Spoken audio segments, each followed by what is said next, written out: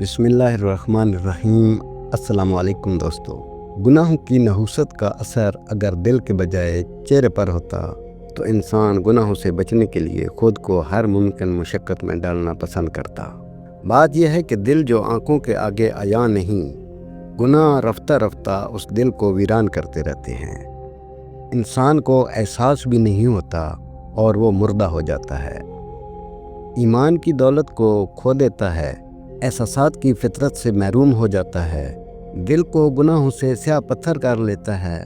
پھر اس ویران دل کا بوجھ اٹھائے وہ دنیا میں دیوانوں کی طرح ٹکرے مارتا رہتا ہے، لیکن سکون کہیں نہیں پاتا۔ بس عقل مند وہ ہے جو دل کے مردہ پن کو پہچانے اور اسے اللہ پاک کی یاد اور تقوی سے زندہ کرنے کی کوشش کرے۔ گناہ خدا کی نافرمانی کو کہا جاتا ہے، یعنی جن کاموں سے خدا نے منع کیا ہو انہیں انجام دینا، اور جن کاموں کے انجام دہی کا حکم دیا گیا ہو انہیں ترک کرنا۔ گناہ کو گناہ کبیرہ اور گناہ صغیرہ میں تقسیم کیا جاتا ہے۔ گناہان کبیرہ ان گناہوں کو کہا جاتا ہے جن کے کبیرہ ہونے پر قرآن کریم یا احادیث میں تصریح کی گئی ہو، یا ان کے انجام دینے والے کے لیے عذاب کا وعدہ دیا گیا ہو، جیسے کسی کو ناحق قتل کرنا، بدکاری کرنا، یتیم کا مال کھانا۔ قرآن کی بعض آیات کے مطابق بعض نیک اعمال گناہوں کے پاک ہونے کا سبب بنتے ہیں، جسے اصطلاح میں اسے تکفیر گناہ کہا جاتا ہے۔ اس کے علاوہ بیماری اور غربت وغیرہ کے ذریعے سے بھی خدا اپنے بندوں کے گناہ مٹا دیتا ہے۔ اسی طرح قرآن میں آیا ہے کہ جو شخص توبہ کرتا ہے خدا اس کے گناہوں کو بھی معاف کر دیتا ہے۔ قرآن مجید میں شرک کو عظیم گناہ اور بہت دور لے جانے والی گمراہی کہا گیا ہے۔ سورہ لقمان کی آیت نمبر 13 میں اسے ظلم عظیم سے تعبیر کیا ہے۔ دوسرا گناہ جسے قرآن میں بہت بڑا گناہ قرار دیا گیا وہ اللہ پر تہمت لگانا اور اللہ پر جھوٹ باندھنا ہے۔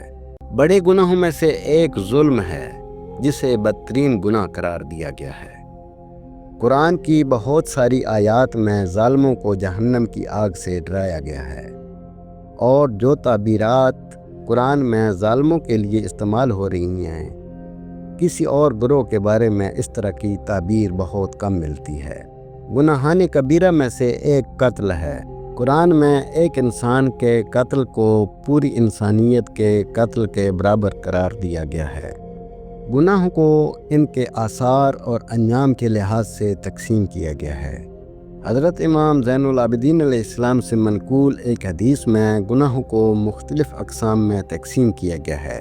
وہ گناہ جو انسان سے نعمتیں چھین لیتا ہے، غنڈہ گردی، امر بالمعروف کا ترک کرنا اور کفران نعمت۔ وہ گناہ جو پشیمانی کا سبب بنتا ہے، بے گناہ کا قتل، قطع رحمی، ترک نماز اور زکوٰۃ نہ دینا۔ وہ گناہ جو نزول عذاب خدا کا باعث بنتا ہے، لوگوں کا مذاق اڑانا۔ وہ گناہ جو انسان کی بے عزتی کا باعث بنتا ہے، شراب خوری، قمار بازی، بیہودگی اور دوسروں کی عیب جوئی۔ وہ گناہ جس کی وجہ سے بلائیں نازل ہوتی ہیں، مظلوم کی مدد نہ کرنا اور امر بالمعروف اور نہی عن المنکر کو ترک کرنا۔ وہ گناہ جس سے موت جلدی واقع ہوتی ہے، صلہ رحمی نہ کرنا، بدکاری اور جھوٹی قسم گناہ کے برے اثرات ہیں۔